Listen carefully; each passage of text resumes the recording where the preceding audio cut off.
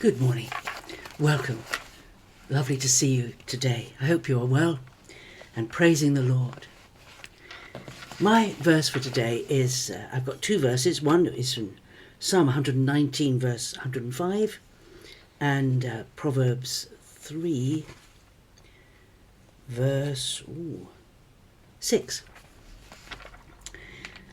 So, Psalm 119, 105 is, Thy word is a lamp to my feet and a light to my path. And my thoughts this morning start with, what do we do? How do we cope? What do we do when a path that's been quite clear ahead of us suddenly becomes obscure? A mist has fallen. A fog has come up. We can't see the next step ahead. It suddenly got very dark. There are lots of people who find that happening in the real world, the physical world, when they perhaps go to climb a mountain and the weather suddenly comes in and they literally can't see the next step ahead. Or perhaps they've misjudged the timing it would take to do a walk on a mountain or on a hillside, and suddenly it becomes very dark. And when you're a long way away from artificial light, if there is no starlight and no moonlight, you can't see anything. You need a lamp. And taking that as a sort of metaphorical picture, there are times in our life when we have plans laid ahead of us, we know exactly what we're going to do, we know where we're going, and suddenly the plans change and we don't know what to do. We don't know where we're going. We don't know the next step. We are stuck. We don't know. This is a wonderful verse. Thy word is a lamp to my feet. And Jesus, of course, is the living word. And he said, I am the light of the world. And so he is the one who gives us the light. And the Bible is the written word, which very often sheds light on our choices, on our direction, on how we respond to something that has come up unexpectedly in our way.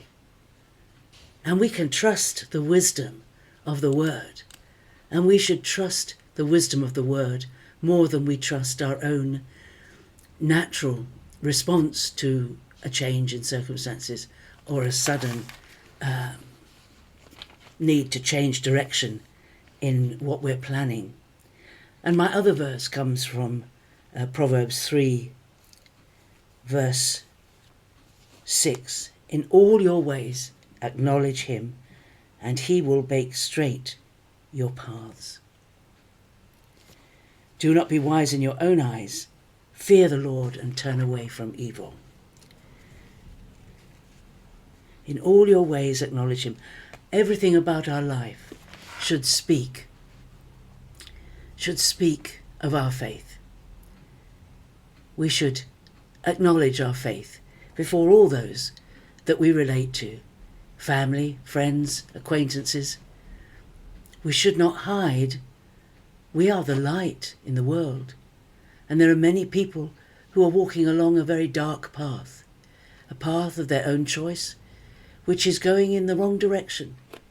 This guidebook that God has given us, this wonderful Bible, it tells us the very best way we can live our lives to get the best out of this short life that we have here. And the best way is to do things God's way. When we do things our own way, or the cultural way of our time, whatever that might be, it's not good for us. The Lord made us. He knows what is good for us. He knows what suits our makeup. He knows what brings health to our bodies and freedom to our minds and joy to our spirits. He knows. He made us. He made us for communion with him. And he shows us the very best way that we can live to get the most out of our lives, and not to be shipwrecked on the way. Not to bring disaster upon ourselves by our own choices. So If you are finding that today the path ahead of you is darkened and there's no clear direction for you, something has changed suddenly in your life and you don't know what to do next, trust the word. Ask the Lord for a word for you. Maybe the word will be, the joy of the Lord is my strength. Or it might be taken from a story in the Bible. All the stories in the Bible about how ancient people of years and years ago, how they dealt with the problems they faced, what they did and how they resolved them, and how God blessed them through their actions. Think of David. I think it's in it's 1 Samuel. It's the end of 1 Samuel. When he and his men turned up at Ziklag, and disaster had befallen the town where all their wives and family were, and they'd been taken away by the enemy. And they all cried. They were exhausted. They wept till they couldn't weep anymore. And then David strengthened himself in the Lord.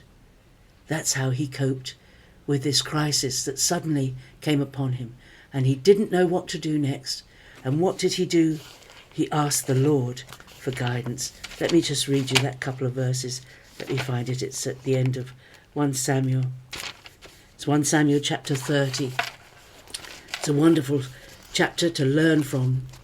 Then David and the people who were with him raised their voices and wept until they had no more strength to weep. They'd come back to Ziklag, and Ziklag had been burned with fire, and all the women and children had been taken away. And they wept. And then it says in verse 6, David strengthened himself in the Lord his God. And then David said to Abiathar the priest, bring me the ephod. So he brought the ephod to him, and he inquired of the Lord, shall I pursue after this band? Shall I overtake them? So immediately after he strengthened himself in the Lord, he asked the Lord, what should I do? What should I do? And the Lord told him what to do. And the end of the story was restoration of the whole family, taken out of the hand of the enemy and restored. This is an encouragement to us, that if we follow the examples given to us in Scripture, we can never go very far wrong. God bless you. Have a great day, and I'll see you again tomorrow. Bye-bye.